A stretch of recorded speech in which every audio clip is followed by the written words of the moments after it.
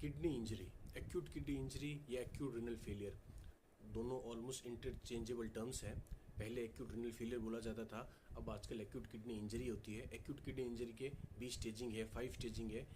KDGIO, kidney disease global improvement organisation ने दी है, बेस्ड इन क्रिएटिनिन और यूरिया के ऊपर। लेकिन आज मैं आपको डिस्कस करूंगा केस बेस्ड कि रिनल फेलियर को आप कैसे क्लासीफाई करोगे और उसका आप ट्रीटमेंट अप्रोच आपकी क्या रहेगी।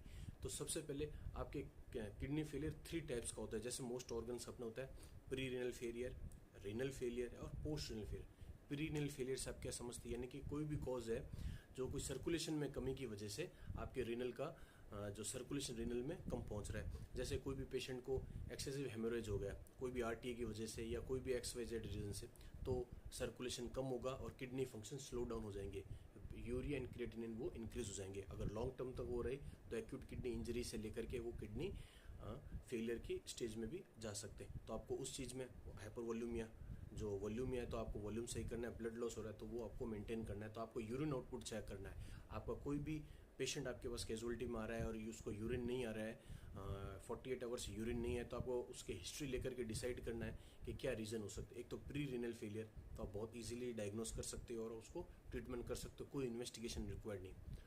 Post renal failure, post renal failure मतलब रिनल से जो बाहर निकलने का रास्ता है वो ऑब्स्ट्रक्शन आ जाए। ऑब्स्ट्रक्शन किसी भी वजह से आ सकता है, कोई भी रिनल ट्यूमर होगा या स्टोन हो गया या कोई पैथोलॉजी उस जगह डेवलप हो रही है कि आपका आउटफ्लो ऑब्स्ट्रक्शन हो रहा है, यानी कि यूरिन पास नहीं हो पा रहा है, उसकी वजह से भी वो एक्यूट रिनल फेलियर में जा सकते हैं। Pre renal and post renal easy to diagnose, केवल हिस्ट्री से आप असेस कर सकते हो और उसका ट्रीटमेंट क्या होगा। पोस्ट रिनल फेलियर का एक बार फोलिज डालो, फोलिज जा रहा है आराम से, रिनल आउटपुट इंप्रूव हो जाएगा।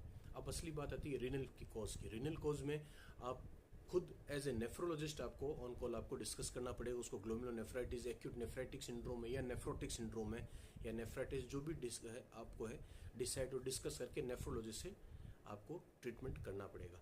तो आई होप आपको ये तीनों चीज़ें समझ में आएगी, एक्यूट रिनल फेलियर की, pre renal failure, post renal failure और रिनल फेलियर आप ट्रीटमेंट। लेकिन आपको एक ड्रग्स के बारे में शॉर्ट में बता दो, 4 कैटेगरीज में आप कोई भी एंटीवायरल ड्रग्स है जो IV एड्स हेपेटाइटिस B की ट्रीटमेंट है वो नेफ्रोटॉक्सिक होती है।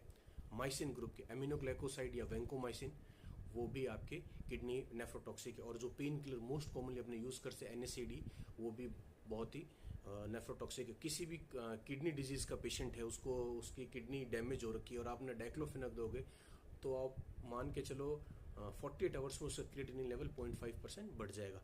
तो ये 4 और 5 ड्रग्स, जेंटामाइसिन, अमिकासिन और वेंकोमाइसिन, ये एंटीबायोटिक हो गई, कोई भी एंटीवायरल ड्रग्स एंड नेफ्रोटॉक्सिक जो ये ड्रग्स होते हैं उसको आपको ध्यान रखना है। NSAIDs भी